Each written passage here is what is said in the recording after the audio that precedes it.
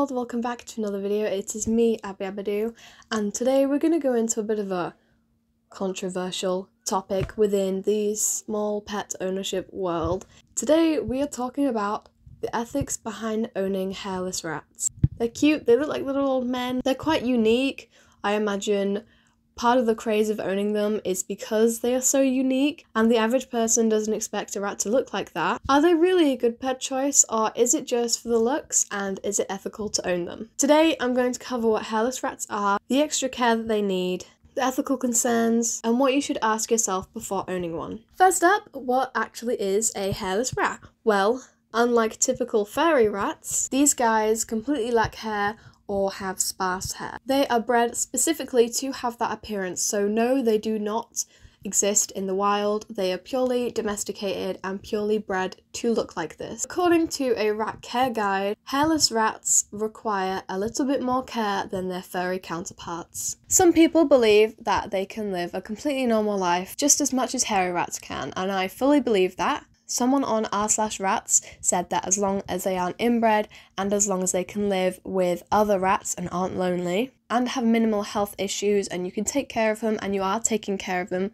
then there is no issue. The issue arises when they have zero hair, no whiskers, no eyelashes whatsoever, and that its genetics are really bad. So yes, they can live well, obviously, but under the right conditions. It might be a little different when handling hairless rats because of the lack of fur.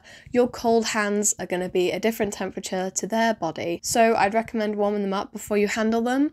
On top of this, their enclosure is going to have to be different because you're going to need a lot more fleece and bedding material, things they can nest in during winter. They have a higher metabolism because they have to burn calories faster to maintain their body heat. So you may need to feed them a little bit extra than your furry rats. And also I would recommend having some sort of heating pad or just heating in the area that you're keeping them in. Without fur, obviously their skin is more exposed. Any hairless animal is going to suffer more with skin issues, abrasions, dryness, injuries, scrapes, etc. because they're so exposed. It means you're going to be doing more health checks, looking for infections, cuts, you're going to be cleaning more often, and you're going to have to need more specialised bedding, something that's softer and easier on their skin.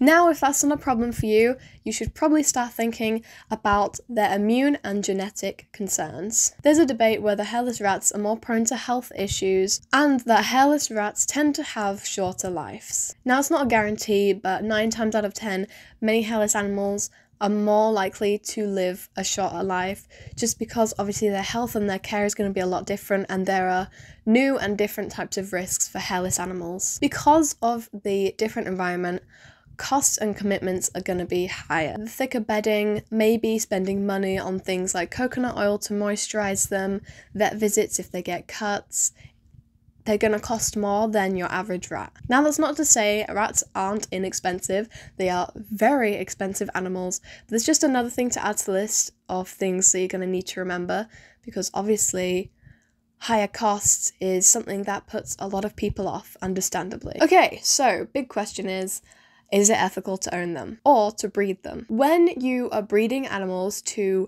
look unusual or maybe more appealing in any situation, the number one question should be, are we sacrificing their welfare for their appearance? If hairlessness inherently brings more health conditions and struggles during your animal's lifetime, is that okay? Normal rats are already a strong choice. There is literally no personality difference or behavior difference between hairless rats and hairy rats. They're social, they're intelligent, they're funny to watch, they have different personalities.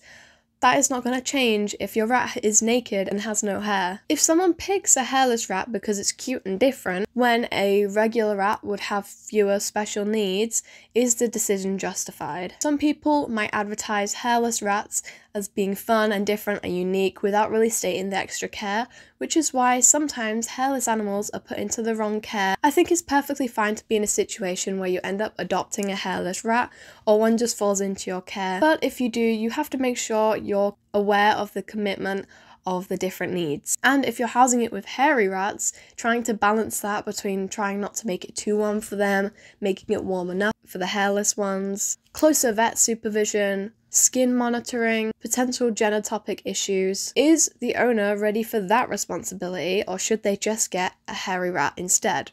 Well, that's up to the owner. Breeders cannot control who owns the rat in the end. You know, you can have as many forms and pictures of the cage and food and whatever sent in, but at the end of the day, it's up to the owner.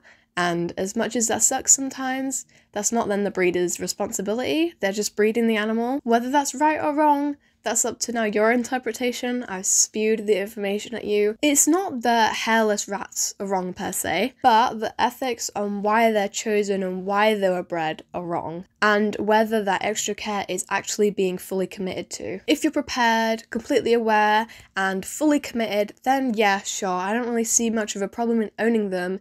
It's just breeding more and more.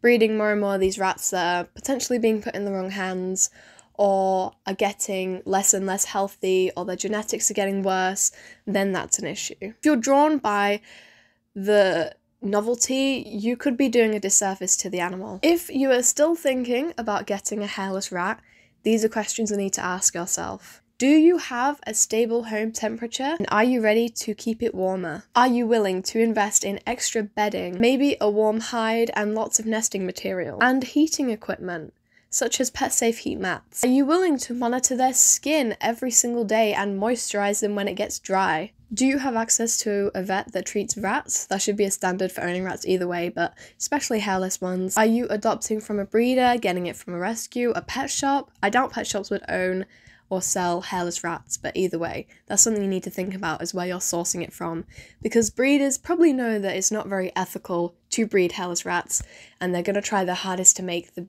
genes a lot better for them. Are you prepared for the shorter lifespan? You know, 50% of rats probably only live to 1.5 years, but a lot of people are quite lucky and get them to live to 2.5 years, maybe 3, but are you willing for that to potentially be decreased? And finally, probably the most important, are you able to give a regular coated rat the same sort of love, attention and care as a hairless one? And if not, don't get the hairless one, or the one that's hairy. Make sure you are able to give specific care for your pet. If you answered yes to all of these, great, you're ready. Go and get that hairless rat, I'm not judging. Like I said before, I think that if these animals are bred with their genes being in the best intention, making them as good as they possibly can be, then sure. I don't really know how you would potentially even stop these rats from being in existence. But for most people, it's probably better to own a standard coated rat. There are different types of rats. It's the gene that makes them lose their fur is called the Rex gene, which can make their hair go curly and potentially make it patchy and lose parts of it. For me personally, I'm going to stick to furry coated rats for now, for as long as I have my trio, as I am extremely allergic to them, I've just found out. They fit my current setup, my lifestyle, my care, but that doesn't mean a hairless rat is impossible to own responsibly. But I believe the bar for responsible ownership is a lot higher when it comes to this breed. If you found this video helpful, please come back next Sunday at 5 PM so you don't miss another video. And with that, I'll see you soon. Bye bye!